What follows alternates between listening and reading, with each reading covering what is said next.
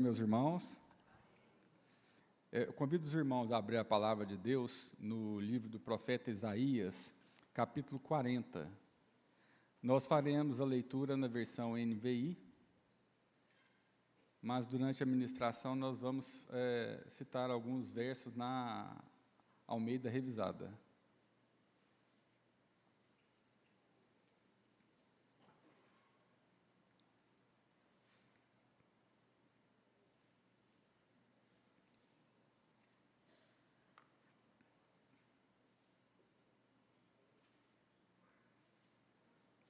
Os irmãos que encontraram, digam amém. A palavra de Deus diz: Consolem, consolem o meu povo, diz o Deus de vocês. Encorajem a Jerusalém e anunciem que ela já cumpriu o trabalho que lhe foi imposto. Pagou por sua iniquidade e recebeu da mão do Senhor em dobro por todos os seus pecados. Uma voz clama: no deserto, preparem o caminho para o Senhor. Façam no deserto um caminho reto para o nosso Deus. Todos os vales serão levantados, todos os montes e colinas serão aplanados. Os terrenos acidentados se tornarão planos, as escarpas serão niveladas. A glória do Senhor será revelada, e juntos todos a verão, pois é o Senhor quem fala. Uma voz ordena: clame. E eu pergunto: o que clamarei? Que toda a humanidade é como a relva, e toda a sua glória como as flores do campo? A relva murcha e cai, a sua flor. Quando o vento do Senhor sopra sobre eles, o povo não passa de relva. A relva murcha e as flores caem, mas a palavra de nosso Deus permanece para sempre. Você que traz boas novas a Sião, suba num alto monte. Você que traz boas novas a Jerusalém, erga sua voz com fortes gritos. Erga, não tenha medo. Diga à cidade de Judá: aqui está o seu Deus, o soberano Senhor vem com poder. Com seu braço forte ele governa. A sua recompensa com ele está, e seu galardão o acompanha. Como pastor, ele cuida do seu rebanho. Com o braço ajunta os cordeiros e os carrega no colo, conduz com cuidado as ovelhas que amamenta suas crias. Quem mediu as águas na concha da mão, ou com o palmo definiu os limites do céu? Quem jamais calculou o peso da terra, ou pesou os montes na balança e as colinas nos seus pratos? Quem definiu limites para o Espírito do Senhor, ou o instruiu como seu conselheiro? A quem o Senhor consultou que pudesse esclarecê-lo e que lhe ensinasse a julgar com justiça? Quem lhe ensinou o conhecimento ou lhe aponta o caminho da sabedoria? Na verdade, as nações são como gota que sobra do balde. Para ele, são como o pó que resta na balança. Para ele, as ilhas não passam de um grão de areia. Nem as florestas do Líbano seriam suficientes para o fogo do altar, nem os animais de lá bastariam para o holocausto. Diante dele, todas as nações são como nada. Para ele, são sem valor e menos que nada. A quem vocês compararão Deus? Como poderão representá-lo? Com uma imagem que funde o artesão e que o ourives cobre de ouro e lhe modela correntes de prata? Ou com o ídolo do pobre, que pode apenas escolher um bom pedaço de madeira e procurar um marceneiro para fazer uma imagem que não caia? Será que vocês não sabem, nunca ouviram falar, não lhes contaram desde a antiguidade? Vocês não compreendem como a terra foi fundada? Ele se assenta no seu trono, acima da cúpula da terra, cujos habitantes são pequenos como gafanhotos. Ele estende os céus como um forro e os arma como uma tenda para neles habitar. Ele aniquila os príncipes e reduz a nada os juízes deste mundo. Mal eles são plantados ou semeados, mal lançam raízes na terra, Deus sopra sobre eles e eles murcham. Um redemoinho os leva como palha. Com quem vocês me compararão? Quem se assemelha a mim? Pergunta o santo. Ergam os olhos e olhem para as alturas. Quem criou tudo isso? Aquele que põe em marcha cada estrela do seu exército celestial e a todas chama pelo nome. Tão grande é o seu poder e tão imensa a sua força, que nenhuma delas deixa de comparecer. Por que você reclama, ó Jacó? E por que se queixa, ó Israel? O Senhor não se interessa pela minha situação, o meu Deus não considera a minha causa. Será que você não sabe? Nunca ouviu falar? O Senhor é o Deus eterno e Criador de toda a terra. Ele não se cansa, nem fica exausto. Sua sabedoria é insondável. Ele fortalece ao cansado e dá grande vigor ao que está sem forças.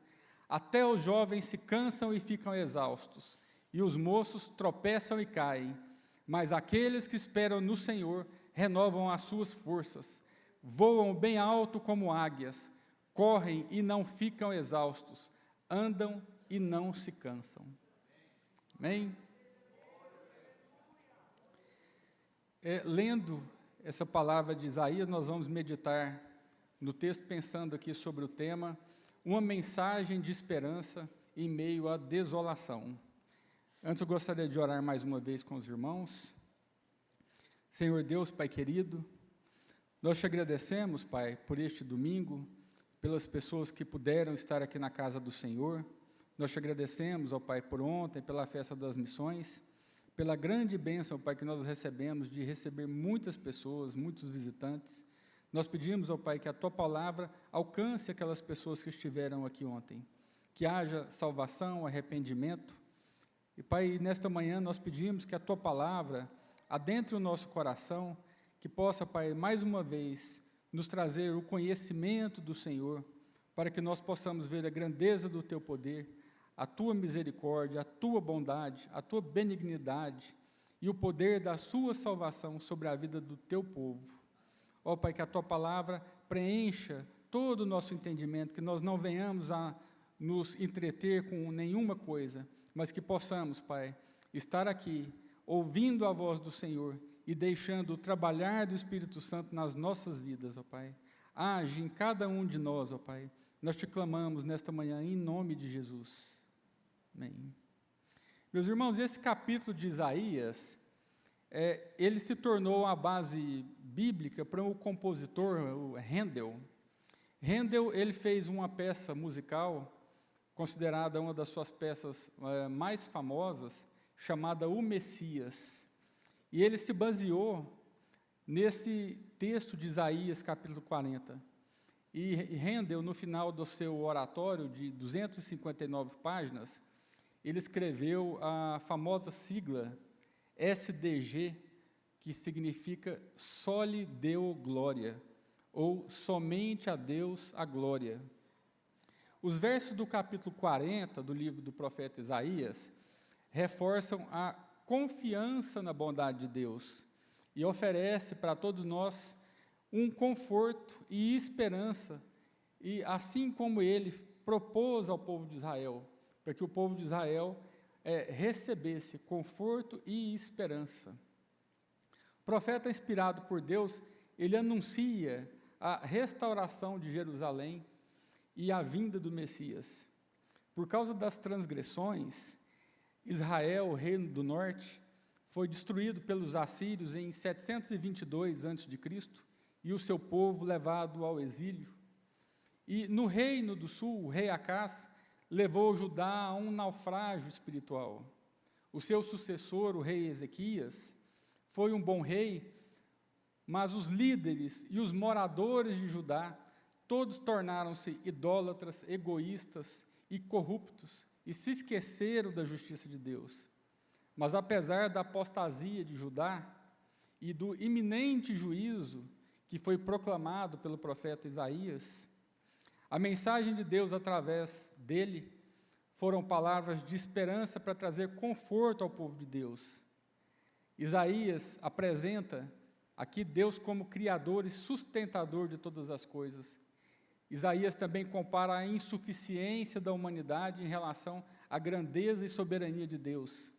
Isaías afirma que Deus é maior do que aqueles que ameaçam o seu povo, e Deus é maior do que os poderosos da terra. Deus segura os oceanos com a concha das suas mãos e mede os céus com o seu palmo. O profeta Isaías anuncia também o fim do sofrimento e o perdão dos pecados. Proclama a vinda do Senhor como um pastor que cuida do seu rebanho. E, por fim, ele convida todos os povos a confiar em Deus, o Criador de todas as coisas e aquele que renova as forças e as esperanças do que esperam nele. Amém? Bom, com essa introdução, eu gostaria que os irmãos deixassem a palavra de Deus aberta, no capítulo 40, e observassem que o profeta Isaías começa com uma afirmação, com um pedido, dizendo: consolai o meu povo, diz o Senhor. Deus quer que o seu povo seja consolado. E aqui o termo, meus irmãos, consolar, significa muito mais do que acalmar alguém que está passando por angústia. Consolar aqui carrega a ideia de restauração, de restaurar, de fazer algo novo, de trazer de volta a vida.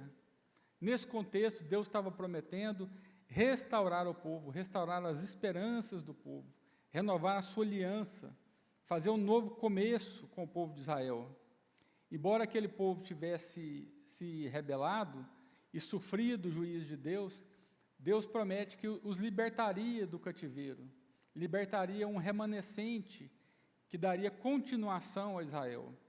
Deus então anuncia o fim do cativeiro e o perdão. Observe no verso 2, na edição Almeida Corrigida, a palavra de Deus diz: falai ao coração de Jerusalém, anunciem que ela já cumpriu o trabalho, pagou por sua iniquidade e recebeu da mão do Senhor em dobro por todos os seus pecados.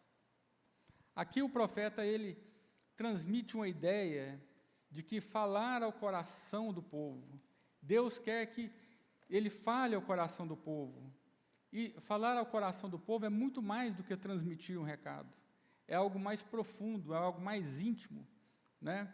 Quando nós sentimos o falar de Deus no nosso coração, não é apenas um recado, mas é algo que brota aqui do profundo de cada um de nós. Então, Deus queria que o profeta falasse ao coração do povo. Deus refreou o seu poder, o seu braço, por misericórdia.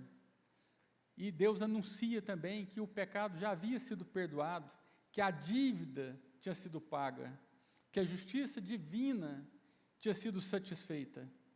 Então, a partir dos versos 3 ao verso 5, nós somos conduzidos para uma visão profética do profeta Isaías. No verso 3, diz: uma voz clama, no deserto preparem caminho para o Senhor, façam no deserto um caminho reto para o nosso Deus. Os vales serão levantados, as colinas e os montes aplanados, e os terrenos acidentados vão se tornar planos, e a glória do Senhor será revelada, e todos a verão.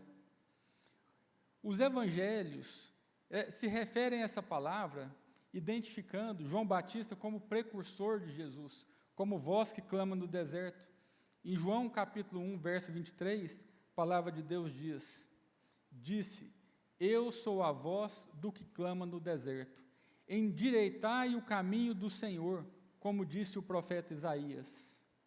João Batista anunciava que era necessário uma mudança de concepção, era necessário arrependimento dos pecados, era necessário remover os obstáculos, endireitar os caminhos, se preparando para a vida para a vinda daquele que traria a salvação. Lucas capítulo 3, a partir do verso 4, como está escrito no livro do profeta, no livro das palavras de Isaías, o profeta: voz do que clama no deserto, preparem o caminho para o Senhor, façam veredas retas para Ele. Todo vale será aterrado e todas as montanhas e colinas niveladas, as estradas tortuosas serão endireitadas e os caminhos acidentados aplanados, e toda a humanidade verá a salvação de Deus. O verso 4 continua ainda, com a chamada principal da voz que clama no deserto, dando a entender que com a vinda do Senhor, tudo que era torto seria retificado, todos os locais acidentados seriam aplanados, as estradas tortuosas ficariam retas. E o que ele está falando aqui não é do ambiente geográfico, ele está falando aqui da nossa vida, da vida de todas as pessoas que esperam e vivem pelo Senhor, que a nossa vida, tudo que é desigual nela, tudo que é injusto, tudo que é tortuoso, um dia vai ser corrigido e nivelado pela justiça e pela misericórdia de Deus.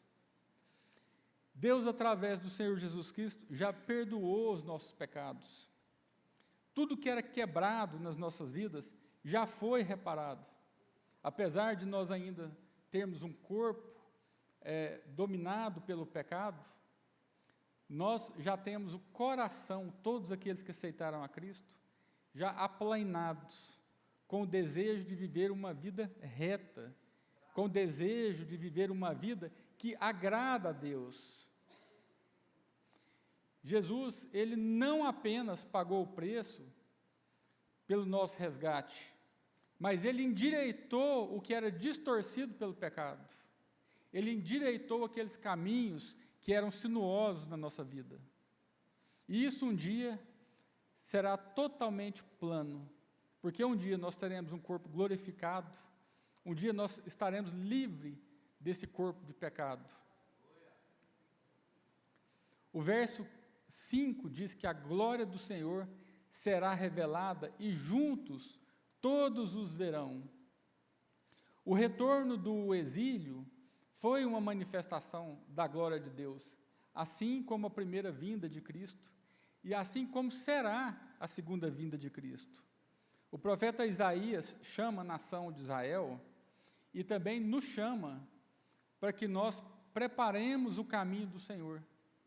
Nós preparemos o caminho do Senhor nas nossas vidas.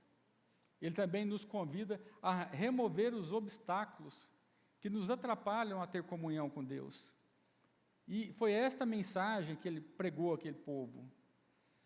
A vinda de Jesus não foi um evento do passado.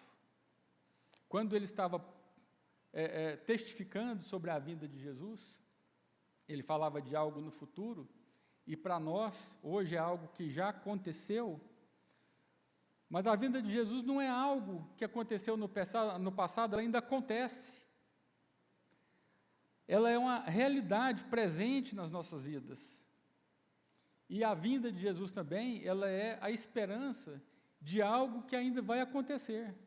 Porque o Senhor Jesus veio, nós já o reconhecemos como Senhor e Salvador, mas nós ainda vamos ter um encontro com Ele novamente, um encontro nos ares, onde nós teremos uma nova vida. E isso, meus irmãos, vai acontecer em breve, muito breve. Todas as palavras que o Senhor deu aos profetas, todas já se cumpriram praticamente. E apesar dessa promessa, de toda essa promessa, o profeta Isaías ainda tem um momento de hesitação. Por quê? Porque o julgamento de Deus seria muito severo diante da nação de Israel. E Isaías hesita quando ele é chamado a anunciar o consolo de Deus. Lá no verso 6, uma voz diz, uma voz ordena, clame. E o profeta pergunta, o que clamarei? E essa pergunta desanimada do profeta Isaías, ela é fundamentada com a realidade do povo. No capítulo 39 do livro de Isaías, Isaías revela que haveria destruição de Judá e de Jerusalém. E diante dessa revelação, ele pergunta para Deus, o que eu clamarei? Ele compara a vida das pessoas como a vida da erva, que cresce, floresce e morre. Isaías aqui, ele se solidariza com o sofrimento do povo. Observe aí no verso 7. Ele diz, a relva murcha e cai a sua flor.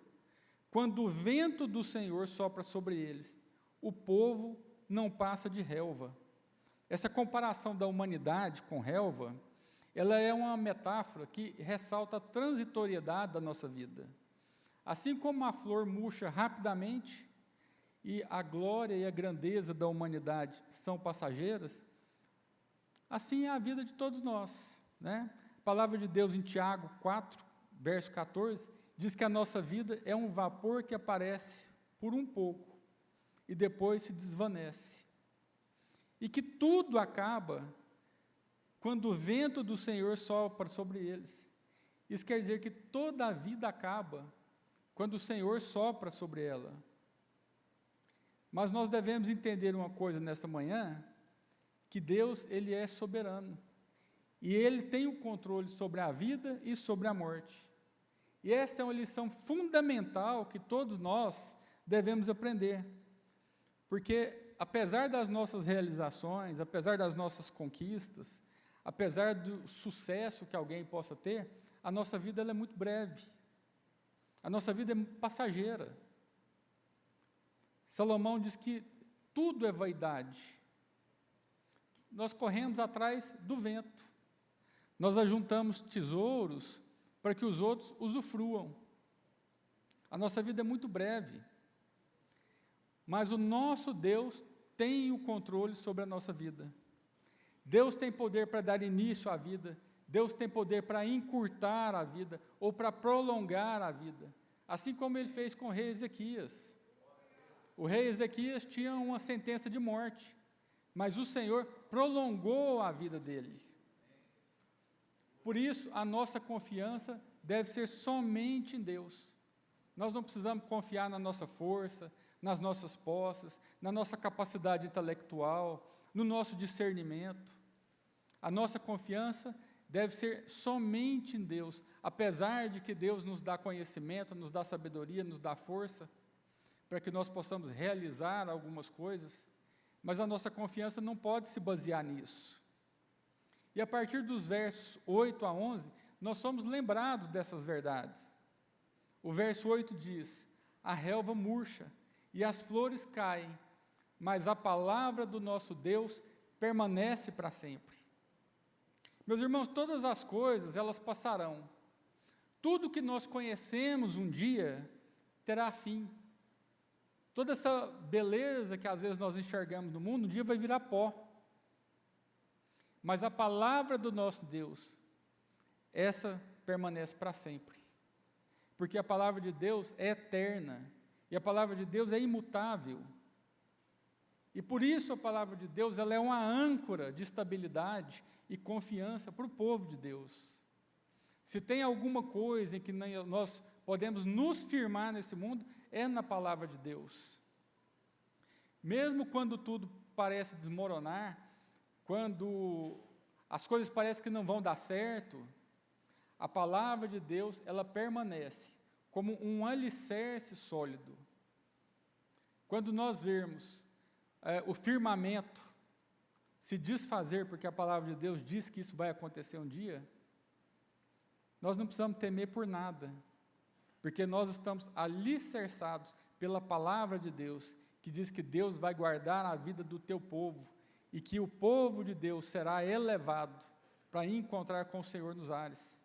Essa é a palavra de Deus, e essa é a nossa esperança. A palavra de Deus para Isaías é que ele deveria subir a um lugar onde todos pudessem ouvir e proclamar a boa nova que é a vinda do Senhor. O mensageiro deveria proclamar que Deus está vindo para salvar o seu povo. E essa mensagem é uma mensagem pregada até os dias de hoje. Deus está vindo para salvar o seu povo. No verso 11, o Senhor ele é tratado como um pastor que cuida do seu rebanho. E ele não deixará nenhuma das suas ovelhas para trás.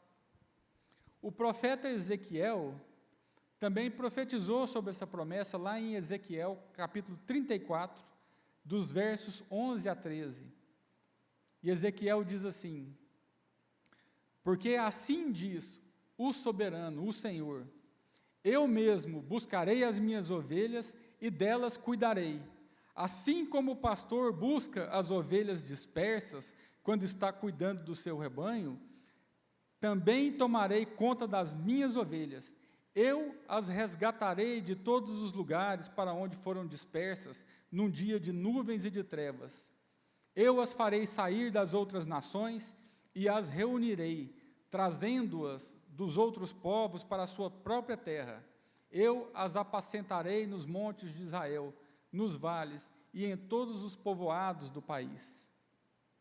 Essa promessa não é uma promessa somente para o povo de Israel, mas ela hoje é uma promessa para todos nós.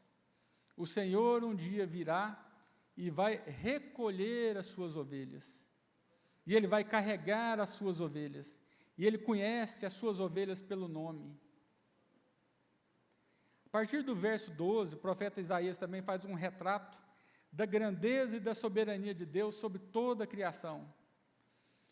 Os textos a partir do verso 12 são regidos por perguntas retóricas, tratando sobre a majestade de Deus.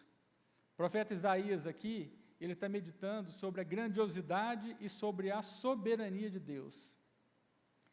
Assim, ele também nos leva a observar que nós podemos ter a nossa força renovada, a nossa alegria e esperança revitalizada. Meus irmãos, muitas vezes nós somos um povo que padece porque nós deixamos de observar a grandeza e o poder do nosso Deus. E observar a Deus também é uma maneira de conhecer a Deus.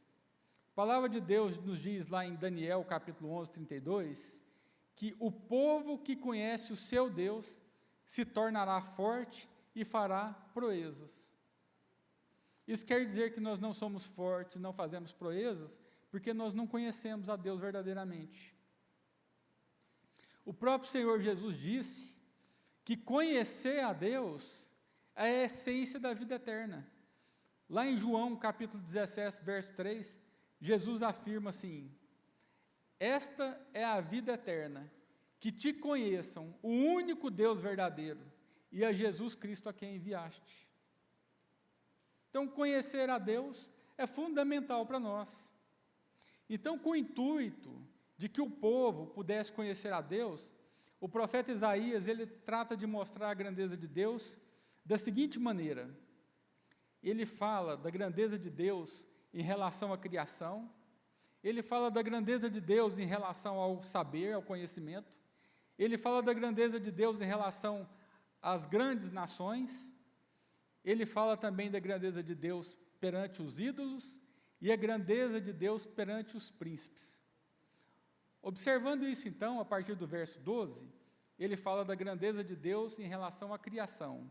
Observe o verso 12. Ele diz: quem mediu as águas com a concha das mãos? Ou com o palmo definiu o limite dos céus? Quem jamais calculou o peso da terra? Ou pesou os montes na balança e as colinas nos seus pratos? E ele diz isso aqui em uma linguagem poética, mas com essa linguagem poética ele nos mostra o poder de Deus. E é interessante nós meditarmos nessas questões, porque elas não têm uma resposta humana. Por exemplo, quem de nós pode determinar quantos litros de água tem no oceano? Qual é a distância entre as extremidades do universo? Quem aqui sabe falar qual é o peso da Terra? Por curiosidade, eu fui pesquisar se eu encontrava o peso da Terra, né? Mas eu não encontrei, mas eu encontrei a massa do planeta. E a massa do planeta Terra é de 5,9 sextilhões de tonelada. Parece que é um pouco, não pode falar que é peso, é massa, né? Porque para determinar o peso, para calcular o peso do planeta, aí precisaria de um outro objeto gravitacional, que seria um objeto gravitacional maior sobre o menor, aí sim poderia calcular o peso. Então, nem isso é possível. O profeta Isaías quer que Israel e o povo de Deus entenda que Deus é maior do que tudo que Ele criou. você vê a grandeza do universo, é pequeno. Nós olhamos o universo e nós achamos que o universo é infinito, mas o universo não é infinito. O universo ele tem começo e fim. Deus é infinito. E a palavra de Deus diz que Deus mede o universo com um palmo. Nos versos 13 e 14, Isaías mostra a grandeza de Deus em relação ao saber, em relação ao conhecimento. Nos versos 13, ele diz: quem definiu limites para o Espírito do Senhor? Ou quem instruiu como seu conselheiro? A quem o Senhor consultou que pudesse esclarecê-lo e que lhe dissesse e que lhe ensinasse a julgar com justiça? Quem lhe ensinou o conhecimento ou lhe aponta o caminho da sabedoria? Em outras palavras, o profeta Isaías está falando aqui, quem ensinou alguma coisa para Deus? Onde Deus aprendeu o que ele sabe? E não existe resposta para esse questionamento. Aliás, a resposta para este questionamento é o próprio Deus. Provérbios capítulo 3, 19 diz: por sua sabedoria o Senhor lançou os alicerces da terra, por seu entendimento fixou no lugar os céus. Jó capítulo 12, verso 13: Deus é que tem sabedoria e poder, a ele pertencem o conselho e o entendimento. Jeremias 10, 12: mas foi Deus quem fez a terra com o seu poder, firmou o mundo com a sua sabedoria, e estendeu os céus com o seu entendimento. Meus irmãos, todo saber provém de Deus, todo conhecimento, toda ciência, tudo provém de Deus. As pessoas andam debatendo a ciência com Deus, e eles não sabem que a ciência é de Deus. Deus é que deu conhecimento da ciência. Todo conhecimento é Deus. Deus é o próprio conhecimento. Isaías mostra também a grandeza de Deus em relação às nações. A partir do verso 15 ele diz: na verdade as nações são como gota que sobra no balde. Vocês já regaram a planta, lavaram alguma coisa, e vocês já repararam a gota que sobra no balde? É tão pequeno que a gente nem repara. Você não repara a gota que sobra no balde? Ele fala que as nações são como pó que resta na balança, e que as ilhas não passam de um grão de areia. Diante dele, as nações são como nada. E ele ainda aumenta isso aqui, né? Ele diz que elas são sem valor, elas são menos que nada. Então, quando as nações da terra, elas tomam posição para conspirar contra Deus, como nós vemos aí as nações que são inimigas de Deus, e como nós vemos o sistema desse mundo hoje, que é inimigo de Deus, a palavra de Deus diz que Deus olha para tudo isso e ri. Vocês já imaginaram Deus olhando e rindo? Mas é o que diz lá no Salmo 2, verso 4. Salmo 2, verso 4 diz que Deus, do seu trono nos céus, o Senhor põe-se a rir e caçoar deles. Porque eles não são nada. Todas as nações que já existiram, o Egito, a Pérsia, a Babilônia, todos os grandes reinos que existiram, não existem mais. E as grandes nações de hoje, a China, a Rússia, os Estados Unidos, Deus fala que elas não são nada. Aliás, ele fala que elas são menos do que nada. Não tem relevância para Deus. Isaías também fala da grandeza de Deus perante os ídolos. O verso 18 começa com uma pergunta retórica, assim: a quem vocês compararão Deus? como poderão representá-lo? E não existe resposta para isso também. Deus, ele é singular, ele é único, ele é incomparável. Não tem como nós fazermos uma representação de Deus. Não tem nada no universo que se compara a Deus. Os ídolos que os homens criam, de barro, de madeira, de ouro, eles são ídolos que eles não podem agir por si mesmos, eles não se deslocam, eles não pensam, eles não têm vida. E eles se deterioram. As estátuas da antiguidade, dos deuses antigos, nem existem mais. Só o Senhor é Deus. Essa é uma afirmação que nós devemos tê-la gravada no nosso coração. Todas as vezes que nós olharmos para o mundo e vermos o mundo adorando os ídolos, as imagens, ou adorando o próprio mundo, ou as pessoas se enaltecendo, nós devemos olhar com um pesar e falar assim, isso não é nada, isso é menos do que nada, só o Senhor é Deus. Isaías também nos mostra a grandeza de Deus perante os príncipes. A partir do verso 22 ele fala que ele se assenta no seu trono acima da cúpula da terra, ele aniquila os príncipes e reduz a nada os juízes desse mundo. Deus sopra sobre eles, e eles murcham, e um redemoinho os leva como palha. Nós vemos aqui no nosso país um levantar de alguns juízes, que se exaltam, que mandam e desmandam em uma nação toda. Mas o Senhor Deus os aniquila com um sopro. Todos os reis, todos os príncipes, todos os governantes, todas as autoridades, todos estão sujeitos ao nosso Deus.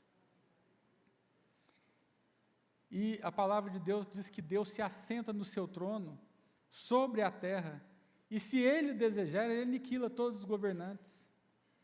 Os governantes desse mundo são aqui comparados a plantas que mal foram plantadas, e Deus sopra sobre elas, e elas murcham e voam como palha. Meus irmãos, Deus, Ele é o Senhor da história. Ele controla o tempo dos governantes. Ele conhece o nascimento das nações e o fim delas. É Deus quem decide, quem governa e por quanto tempo. E um dia todos esses governos serão desfeitos. E o próprio Deus, o Senhor Jesus, vai governar a terra. A partir do verso 25, ele pergunta, com quem vocês me compararão? Quem se assemelha a mim? Pergunta o santo. E a resposta é clara para nós. Não há ninguém que possa ser comparado a Deus. O Senhor é santo e Ele é incomparável. E esse Deus incomparável chama o seu povo para olhar para cima, para observar as obras da sua criação.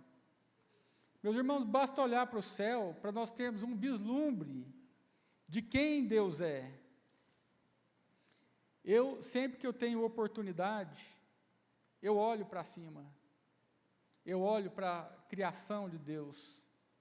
Aliás, ao longo dos anos, eu tenho aprendido a ver a glória de Deus em todos os detalhes. Eu tenho aprendido aqui com o meu pastor a glorificar o Senhor dos Exércitos, sempre que eu vejo as obras da mão dEle. Eu tenho aprendido a olhar e dar graças a Deus por todas as coisas que Ele tem feito. Se nós passarmos a observar a grandeza da obra do nosso Deus, nós não vamos ter dúvida de mais nada. O que nós somos em relação a esse mundo tão grande? O que nós somos perante o nosso Deus? Quem nós somos para que o Senhor nos conheça? mas mesmo assim Ele nos conhece. Mesmo assim, Ele sabe o nome de cada um. Ele conhece a singularidade e a particularidade de cada um de nós. O Senhor, Ele conhece as nossas células, Ele conhece a nossa impressão digital. Ele sabe a nossa essência. Mas apesar de toda essa grandeza, o povo de Israel ainda se queixava.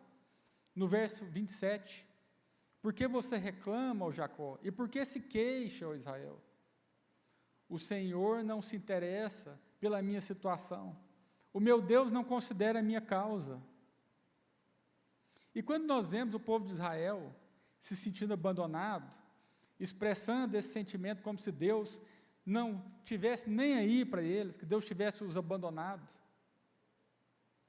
nós devemos pensar que nós, às vezes, fazemos as mesmas coisas.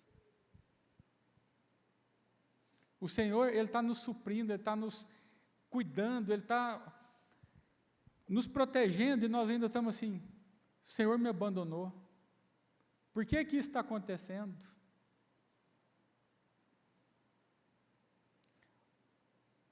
Ontem eu estava com a Valquíria, a gente estava trabalhando, e ela recebeu uma notícia que não foi muito boa, de um pessoal que trabalha para ela e tem nos ajudado bastante, queria deixar o serviço, porque tinham outros projetos, e ela ficou bastante abalada com isso, e todos nós ficamos abalados quando nós recebemos informações que vão contra aquilo que nós estamos esperando, né? Quando os nossos planos são frustrados.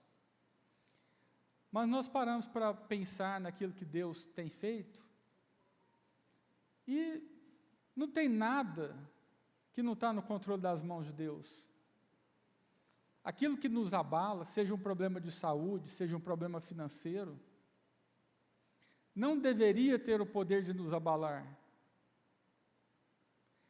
porque nós agimos igual à nação de Israel. Nós sabemos que Deus controla todas as coisas, que Deus está no seu trono, que Ele reina, que Ele governa, e que não tem nada que foge do controle de Deus, que nenhum fio de cabelo cai da nossa cabeça sem o consentimento dEle, e mesmo assim nós ficamos abalados. E o povo de Israel está tendo a mesma atitude. Deus está falando para aquele povo, eu vou resgatar vocês, vocês foram perdoados. E o povo está dizendo, o Senhor não se importa conosco, o Senhor está deixando nós passarmos por situações. No entanto, a resposta de Deus para o povo revela que Deus além de eterno, Ele é infinitamente sábio. E Ele não está limitado pelas fraquezas do ser humano. A partir do verso 28, diz, o Senhor é Deus eterno, o Criador de toda a terra, Ele não se cansa, nem fica exausto, sua sabedoria é insondável, Ele fortalece ao cansado e dá grande vigor ao que está sem forças. E essa promessa ela é importante para nós, porque Deus fortalece o cansado, Deus restaura o vigor. Quantas vezes nós estamos arriados, né?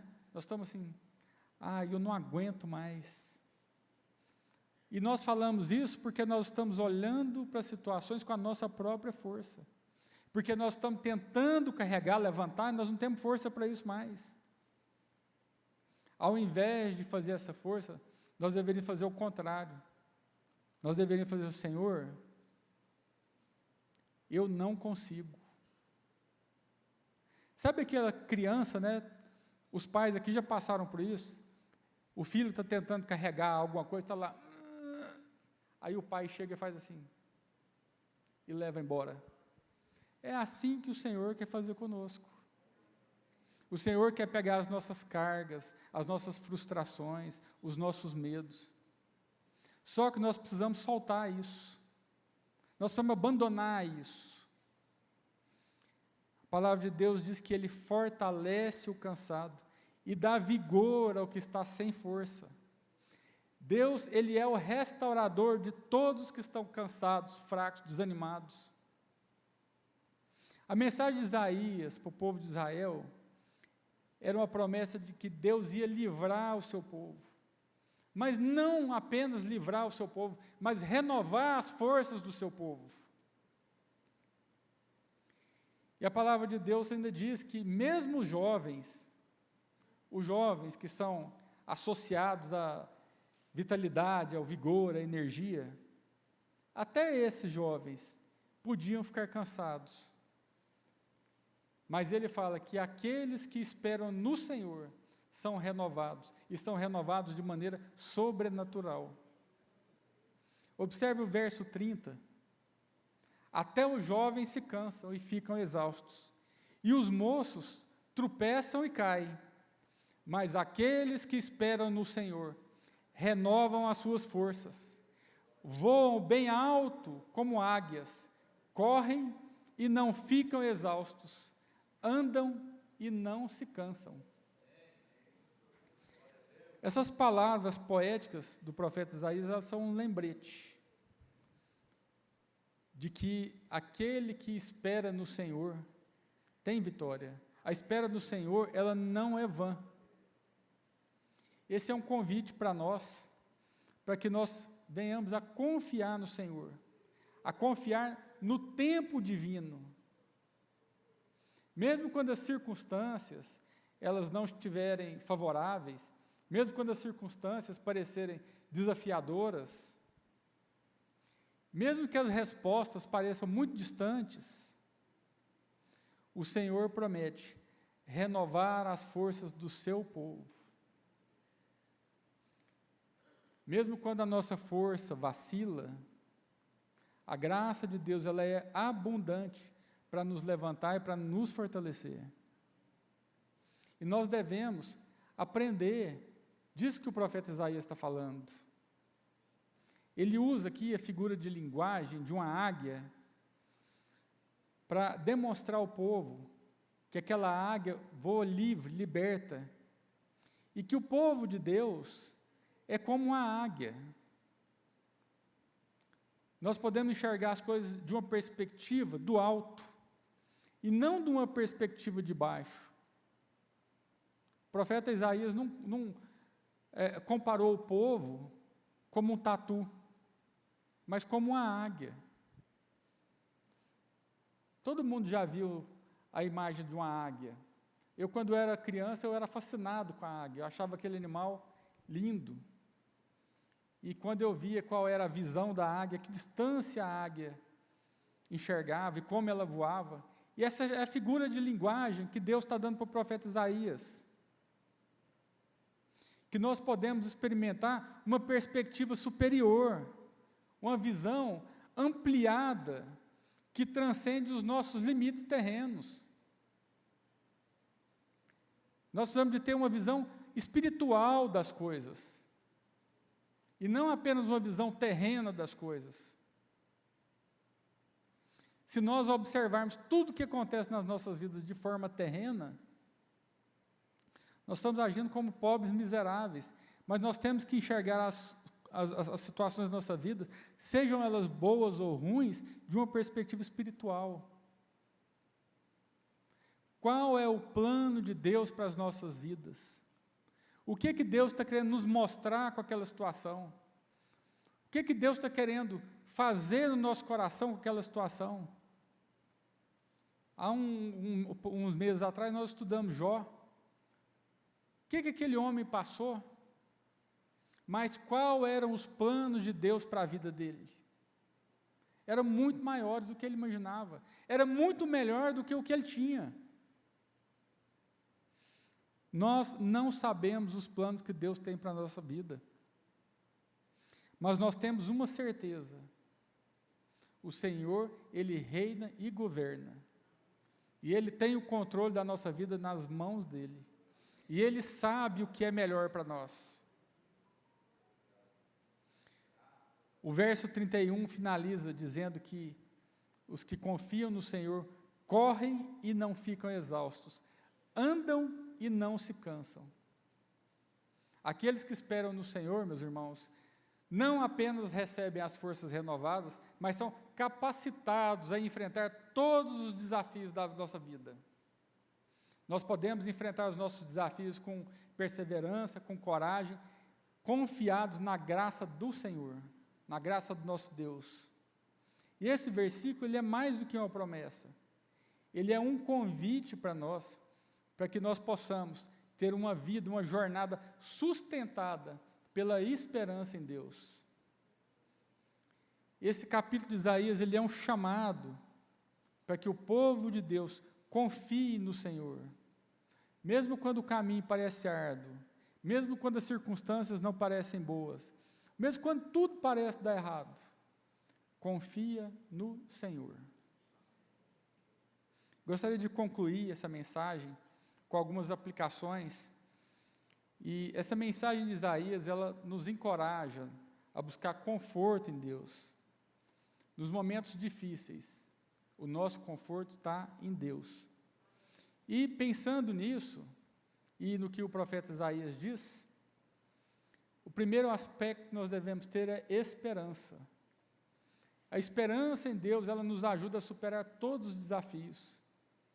Quando você se sentir perdido, desanimado, sobrecarregado, lembre das palavras que o profeta Isaías disse, as palavras que Deus mandou: consolem o povo, consolem o meu povo. O Senhor quer que nós sejamos consolados por Ele. Então, quando nós estivermos passando dificuldade, o nosso consolo é Deus, a nossa esperança é Deus. A promessa de restauração é Deus. Nós já tivemos a promessa de que Jesus viria, e Ele veio. E nós aguardamos a outra promessa de que Ele retornará, e Ele retornará. A segunda aplicação é para que nós possamos contemplar a grandeza de Deus. A contemplação da grandeza de Deus nos leva a um senso de humildade e de gratidão. Quando nós contemplamos o poder de Deus, descrito aí nos versos 12 e 17, nós podemos desenvolver uma humildade e uma gratidão. E isso ajuda a nós colocarmos as nossas dificuldades em perspectiva. As nossas dificuldades, elas são pequenas perante o nosso Deus. O outro aspecto é que Isaías nos convida a confiar somente em Deus. E é essencial para nós termos uma vida plena, confiar em Deus. Ele, a partir dos versos 28 a 31, ele nos convida a confiar no Deus, Criador de todas as coisas, a confiar no seu poder, na sua sabedoria, na sua força, na sua graça. E o último aspecto é que Deus, ele pode renovar as nossas forças. Quando nós estivermos nos sentindo cansados, exaustos, Deus, ele pode restaurar a nossa vida. Nós podemos recorrer a Deus. Gostaria que os irmãos colocassem em pé.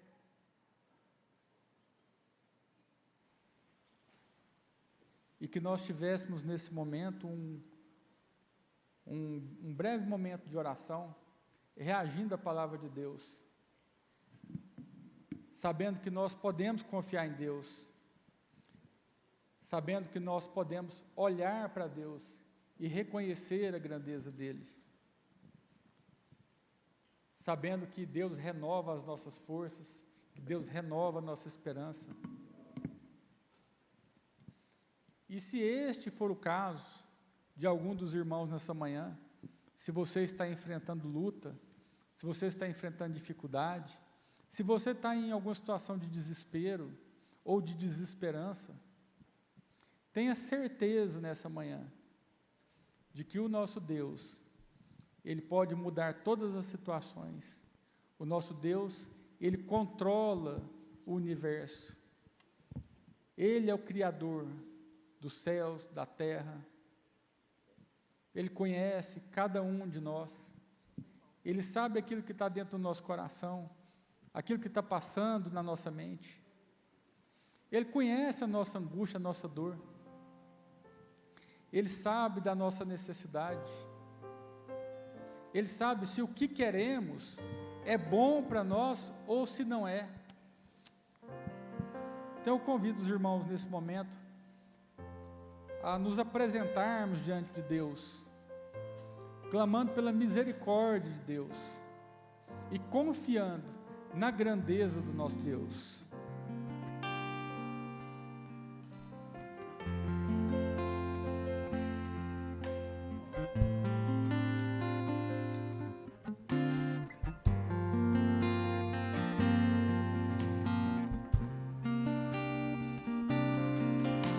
Cristo é a nossa vida, o motivo do louvor em nosso novo coração.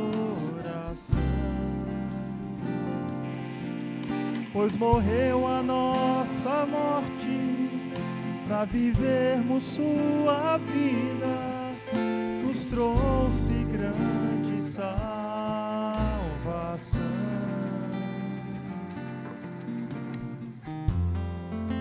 Pai querido, nós te louvamos, ó Deus, porque o Senhor é bom, porque o Senhor é misericordioso. Pai, nós colocamos as nossas angústias diante de Ti, os nossos problemas, os nossos anseios, os nossos medos, ó Pai. Nós colocamos o nosso cansaço diante do Senhor, pedindo que o Senhor renove as nossas forças, ó Pai. Pai, nós pedimos que o Senhor, nesta manhã, coloque no nosso coração a certeza de que nós podemos confiar no Senhor, que a nossa confiança seja somente no Senhor, ó Deus, que nós não venhamos a confiar na nossa força, na nossa capacidade, no nosso intelecto, mas que nós venhamos a confiar somente em Ti, ó Deus. Que as palavras que o Senhor deixou, Pai, neste capítulo de Isaías, que se cumpriram naquela época, e que ainda, Pai, estão se cumprindo na vida do Teu povo, se cumpra, Pai, aqui na nossa igreja, na Romanos 12, na vida de cada um dos nossos irmãos que estão aqui, naqueles que não puderam vir, naqueles que ainda virão, ó Pai, que nós possamos ter um domingo, ó Deus, meditando na Tua palavra, na Tua graça, na Tua misericórdia, na Tua salvação, no Teu cuidado, ó Pai amado. Assim, ó Deus, nós oramos nesta manhã, agradecidos no nome do Senhor Jesus. Meus irmãos,